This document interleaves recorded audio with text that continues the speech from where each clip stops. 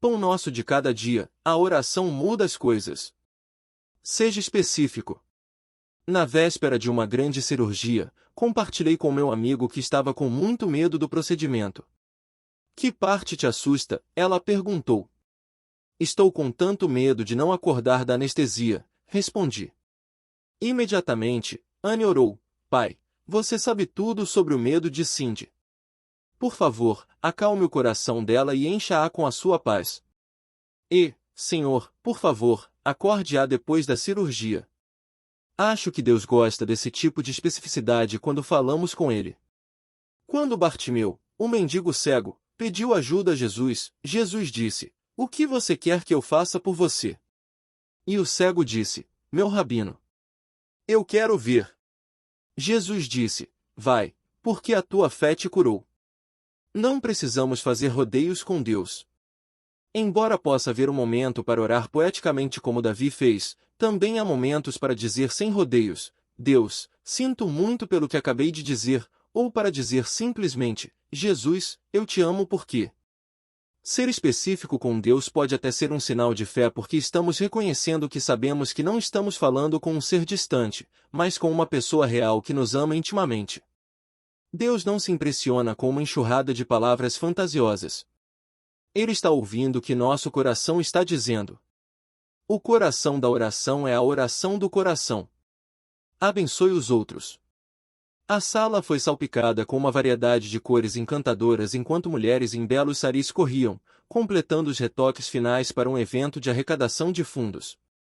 Ao ouvir sobre a situação financeira de uma escola cristã para crianças autistas, essas mulheres da Índia não apenas ouviram a necessidade, mas também a levaram a sério e responderam. Neemias não permitiu que sua posição confortável na vida como copeiro e confidente do homem mais poderoso da época anulasse suas preocupações com seus compatriotas. Ele conversou com pessoas que haviam acabado de chegar de Jerusalém para saber as condições da cidade e de seus cidadãos. Ele soube que aqueles que retornaram à província de Judá estão em grande dificuldade e desgraça. O muro de Jerusalém foi derrubado, e as portas foram destruídas pelo fogo. O coração de Neemias se partiu.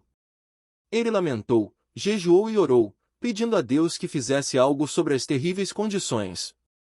Deus permitiu que Neemias voltasse a Jerusalém para liderar o esforço de reconstrução. Neemias realizou grandes coisas para seu povo porque pediu grandes coisas a um grande Deus e confiou nele.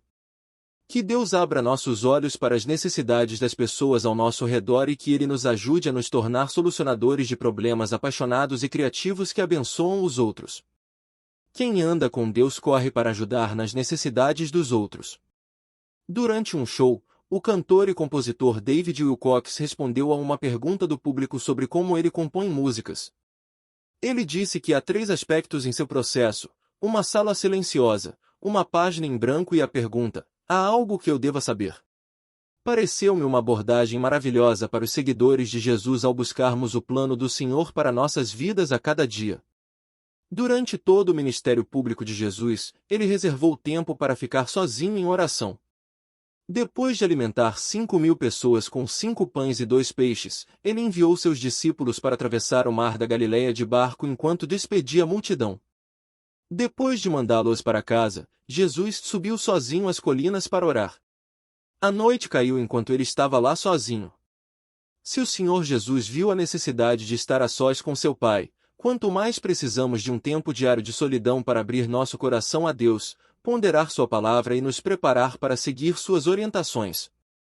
Uma sala silenciosa, qualquer lugar onde possamos nos concentrar no Senhor sem distrações.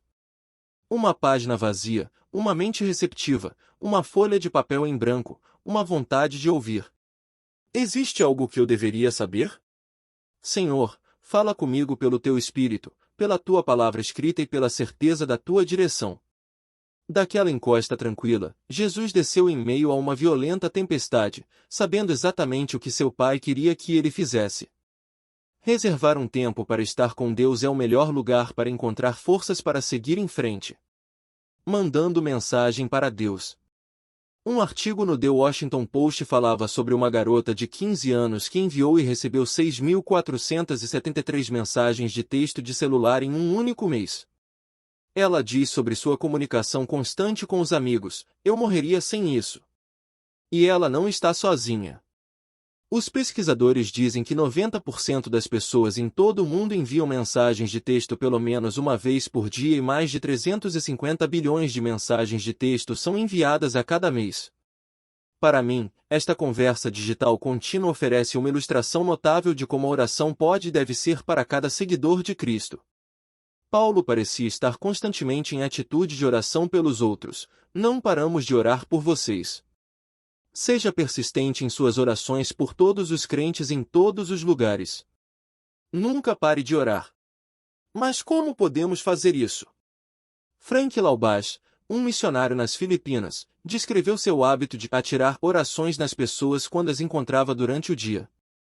De certa forma, ele estava enviando mensagens a Deus em nome deles, mantendo-se em constante comunicação com o Pai.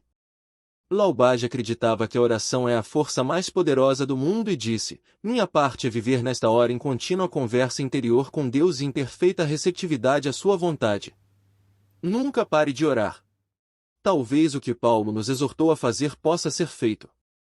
A oração deve tornar-se tão natural quanto respirar. Chuva milagrosa. A vida é difícil para os aldeões que vivem em um terreno montanhoso na província de Yunnan, na China. Sua principal fonte de alimento é o milho e o arroz. Mas em maio de 2012 uma forte seca atingiu a região e as plantações murcharam.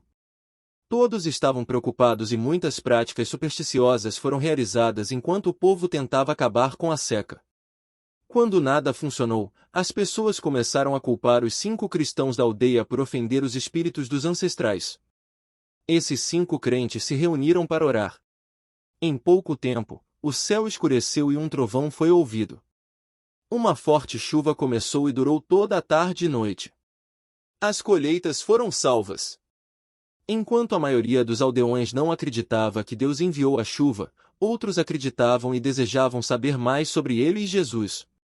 Em 1 Reis 17:18 lemos sobre uma seca severa em Israel. Mas neste caso, dizem-nos, foi resultado do julgamento de Deus sobre seu povo. Eles começaram a adorar Baal, o deus dos cananeus, acreditando que essa divindade poderia enviar a chuva para suas colheitas. Então Deus, por meio de seu profeta Elias, mostrou que ele é o único Deus verdadeiro que determina quando a chuva cai. Nosso Deus Todo-Poderoso deseja ouvir nossas orações e atender nossas súplicas. E embora nem sempre entendamos seu tempo ou seus propósitos, Deus sempre responde com o seu melhor para nossas vidas. Por meio da oração, atraímos o poder do Deus infinito.